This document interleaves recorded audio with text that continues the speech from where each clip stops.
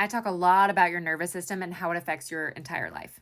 As someone who struggles with very high cortisol and has for a long time, doing the work to get my nervous system down to a healthy baseline, a healthy, peaceful, calm place is very rewarding. And I've done a lot of things and tried a lot of things in order to do that. So I'm going to share them with you in case you also have this issue.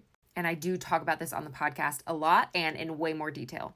But something that I started doing years ago that made a huge difference is meditation. And there's lots of studies on this. There's science to back this up. But meditating specifically is a great way to lower that baseline. You're tapping into a brain state or brain waves that you don't normally tap into when you're busy doing your day-to-day things. And you're kind of training your brain to continue to get down to that very calm, very peaceful place.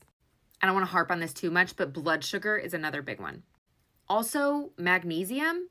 I take enough magnesium to kill a horse.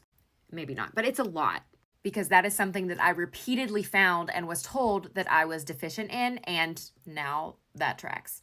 Movement, but most importantly, not high intensity movement, low intensity, walking, yoga, maybe Pilates, something where you're not really stressing your body out, but it's just a calming way of getting movement in. Sunshine, grounding, fresh air, very underutilized. Hydration, also something that not enough people are focusing on specifically in terms of your nervous system, and it matters, especially if you're drinking gallons of caffeine like I tend to do. And lastly, but I probably should have said this one first, is medication. I very much consider myself someone who really wants to be tuned into my body and really is grounded in this spiritual journey.